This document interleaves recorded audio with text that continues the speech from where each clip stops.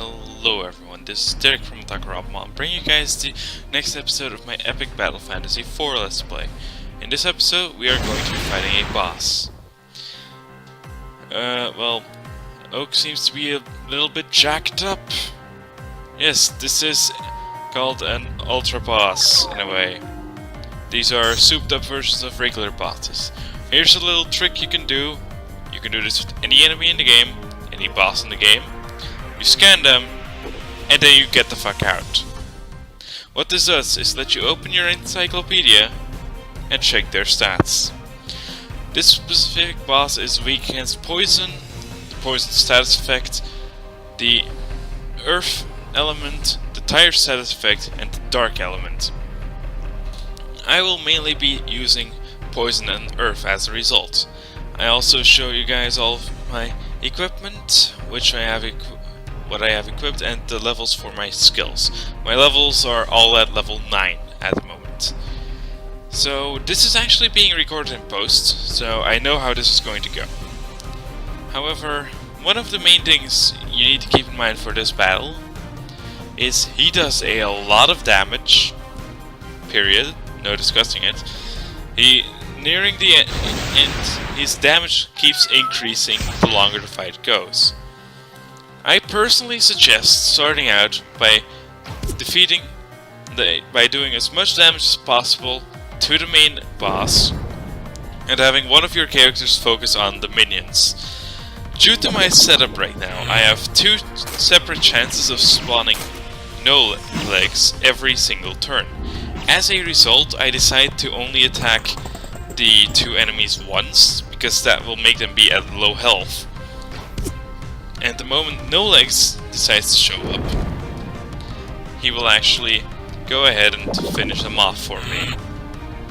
Now, nearing the end of this boss fight, I do actually end up doing a little bit of a cheesy strategy. Basically, since he's so weak to tired, you can abuse the ever-living shit out of that. The tire status effect drops your accuracy and evasion by 5% every single turn, up to a cap of 50% accuracy reduction, meaning they will miss most of their attacks, considering the fact that most attacks already have a chance to miss. Besides that, just try keeping healed up. Just try keeping your team healed up as much as possible. Deal damage whenever possible. On lower difficulties, this fight is an absolute joke. On epic difficulty, it's still pretty easy, honestly. I had a way tougher time with the regular Mighty Oak. But that's mainly because, well, in the regular mode, well, the enemies have... The bosses serve a different purpose. The bosses are, in a way, the point where if you don't get good, or you're under-leveled as hell, then you will get destroyed. That's the point of the bosses. Here, the bosses are more of a optional challenge. None of these bosses are mandatory. You can beat the game perfectly fine without them. All they do is give you more items, an extra challenge, and, well, that's it really. They don't even give you any ability points, gold, or experience. As you can see here, I've actually decided to start using my cheesy strategy. You will start seeing a lot of misses coming out from him. At this point I was actually kind of panicking. I was pretty...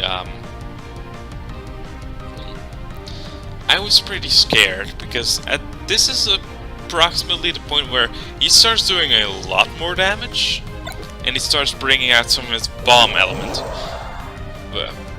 Well, attacks. And the bomb element is kind of odd. For the girl characters, there actually isn't very much equipment that resists bomb. And as you can see, even without that, he can still do a lot of damage. That specific move was a jump attack, which actually has a sort of hidden couple more hitboxes. He jumps on your entire party at once, and then he also summons 3 logs that come up from underneath one of your party members. These can be pretty hard to see, but you'll see it in the damage. At this point I'm actually healing up to full. I noticed that my limit breaks are basically charged up. The only one that isn't charged up is Anna's. So I decided to just go ahead, deal a bit of damage with Anna. Use temper with Matt, so I have my increased damage and critical hit rates.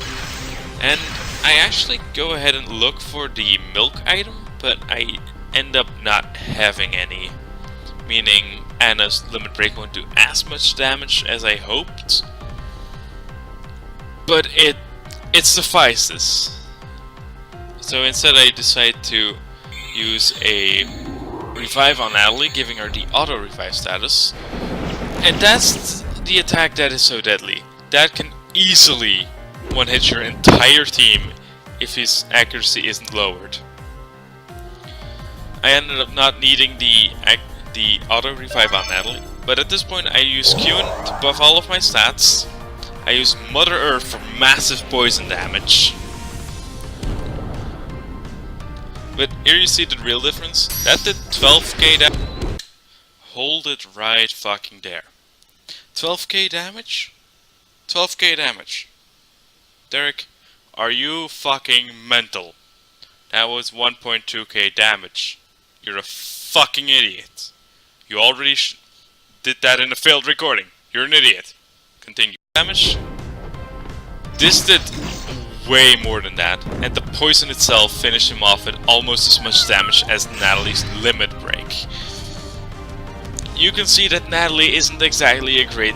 well, wow, I'm saying Natalie, I meant Anna. Anna isn't exactly the best when it comes to damage output. However, she has a lot of very supportive moves. As you can see, you actually get a lot of various equipment there. Looks like we can't make much progress in this area unless we collect key items from the main story. Makes sense, I suppose. So yeah, you can't progress here until you get later on in the game. And here we find Lankaroo, Stuffed Wood, and the Oak Staff. This basically makes Natalie a massive tank, at the cost of a lot of her damage output. You may have noticed the stats on the weapons, that they might not seem that insane or that effective, but they are actually a percentage multiplier. If it says your damage is going down by 40%, by 40, that means a 40% debuff. This is also opposite in the, well, this is also true in the opposite way. If it says plus 40, it means plus 40%. Early game, as a result, weapons don't make that much of a difference. Late game, they can easily double your stats, no problem. So it's about time we actually get some story progress going. So I go back to where we fought the Great Oak. Well, the Mighty Oak, not the Great Oak. And in here... hey, something's moving around in those bushes. Did they see me? I suppose it's safe for me to come out now. That crazy green-haired girl seems to have stopped attacking people for no reason. Matt, you are a disgrace. You were slain by a child and left Natalie in the wilderness to die. If you don't want her, then I'll have her instead. Lance, you didn't exactly help in any way. At all. We thought you might have left us for good. Plus, I can take care of myself. Guys, shut up. I found the entrance to the crystal caverns. We need to go through here. Why is she telling us what to do now? Did she threaten you? Are you afraid of her? I'm the main character. Get used to it. I shall humor you for now then, little girl. Let's see where you're trying to lead us. So yes, now we have Lance in our party. I'll actually... well, before I actually start off by giving you guys a look at Lance, I'll explain a couple things here. First of all, this person is explaining power leveling, that in this game it's not really necessary, and enemies that block the path don't respawn.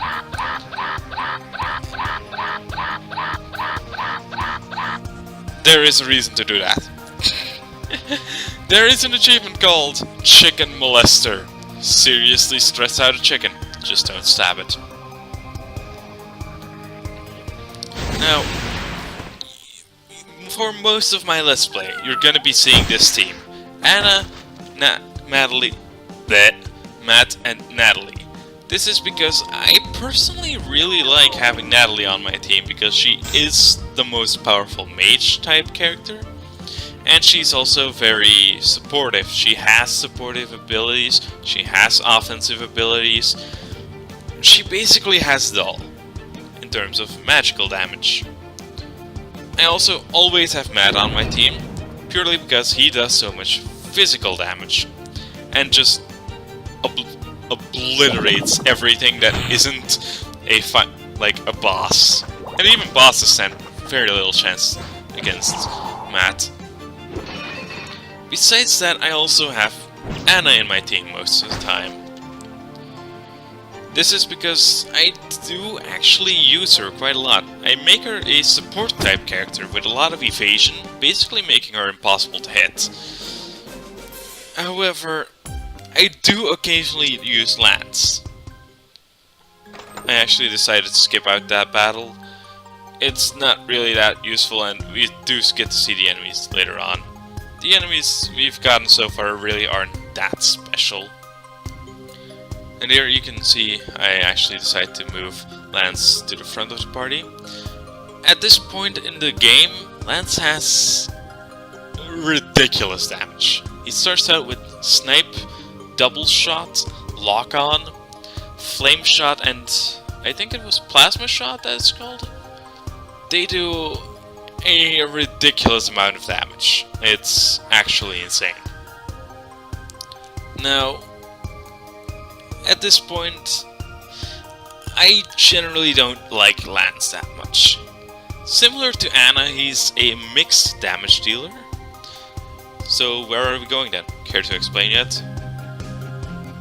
We're going to the town of Whitefall, which should be at the other side of this cave system. If we don't go the wrong way, I need to see the Jewel of Whitefall. It has been stolen too.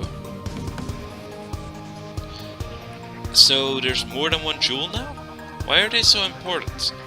If you collect them all, they're supposed to bring about a terrible disaster. Like something so bad it would completely change the world for the worse. Or at least, that's what I've been told. Meow, meow, meow, meow, meow. Shut up, No Lies. We're listening to the storyline. This could be important. We can't understand you anyway. You're a cat. So that's why you're trying so hard to get the jewels back. I guess we better find out if someone's out to steal them all, or if the first one was just a single event. Yep, and if the other jewels haven't been stolen yet, we'll have to spread the word and help people protect them. There's some sort of fossil. Do you think it's fun? So basically, these dino fossils can be found all over the crystal caverns, and you'll want to you'll want to collect them all for a side quest later on.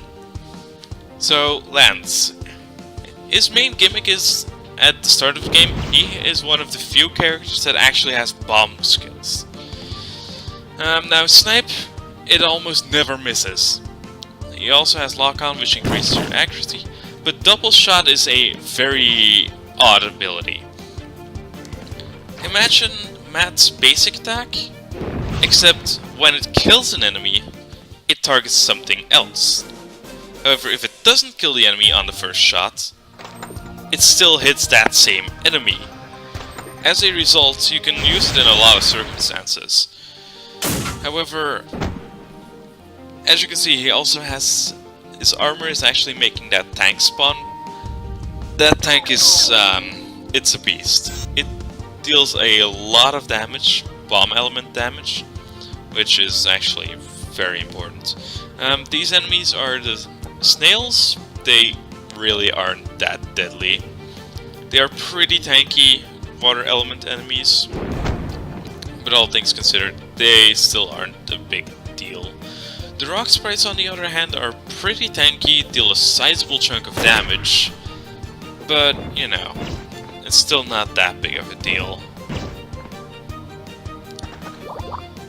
Unlike the flame sprites, which we saw earlier on in the game, they don't support their teammates, meaning they really don't pose nearly as much of a threat. And here I show you guys the double shot mechanic again, where you can hit one enemy to kill it and still be able to target a different enemy. Now, the thing is, you could use either Natalie or Lance. Lance would give you more single target focused damage, while Natalie would give you more multi-target focused damage nearing the end game.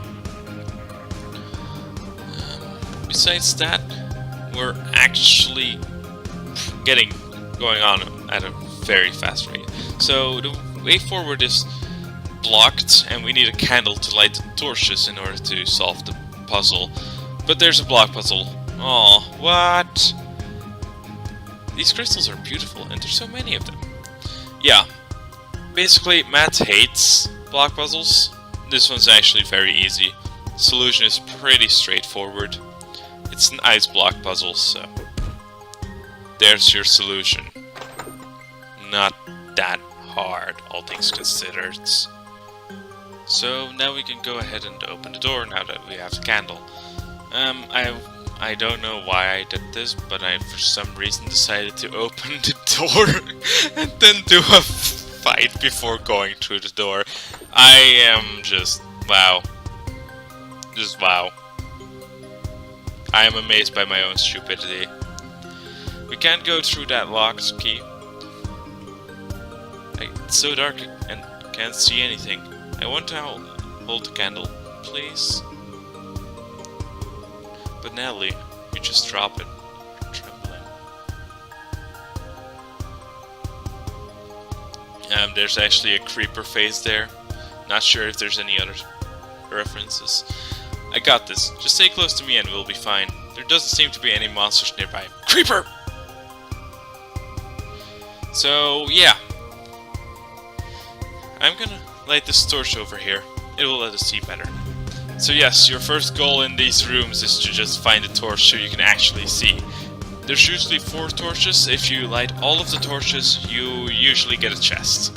I actually didn't go over this, but some of the items, mainly the bombs and shurikens, you can just buy. Well, you can actually use against enemies. It's getting cold. Whitefall is a cold place. It's always snowing there. Maybe we're getting close. Now that I think of it, our equipment shop is selling some good clothes for cold climates. There's a slime cat up ahead. Maybe we should go back. There's the slime cat. I actually suggest lighting those 2 torches first so you can actually see what the fuck you're doing. And as you can see, there's gonna be a lot of ice-themed enemies. There is a couple things we can do around Greenwood now. First of all, I actually decided to talk to this guy and get his quest. I do actually end up completing this quest pretty soon, as in a couple screens later. Well, don't really know why I told her anything. You can actually get the rain skill there. It makes everyone wet, but it doesn't do damage.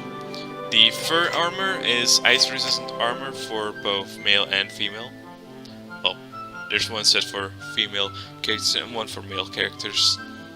I don't really understand why you can't go over through there, but I just did a quick checkup because I know that there was that chest over there, but I didn't remember which way I had to go up in order to actually reach it. It's up there where you can now cut down a tree and go ahead and grab that treasure chest. You will be hearing this music a lot later on in the game. It is really good music. This game just has good music in general, really. Like, the boss fight music earlier, holy crap, it was awesome.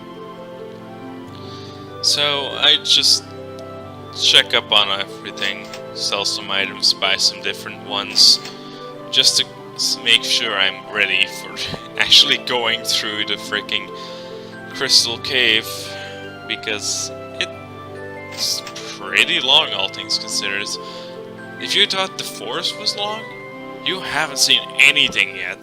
The crystal cave is actually one of the bigger areas in the game, besides the jungle.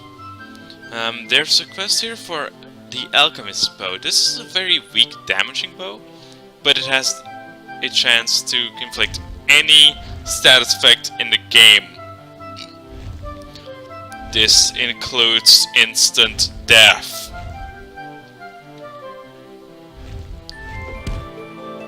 Yeah. Instant death on a bow. Here you get the Slime Bunny summon. This is an incredible summon. It gives you the regenerating status effect, which heals you for a massive percentage of your health. And he also gives you the talisman seal. But that will be it for this episode. I will see you guys next time. Be sure to tell me in the Discord what you thought of this episode.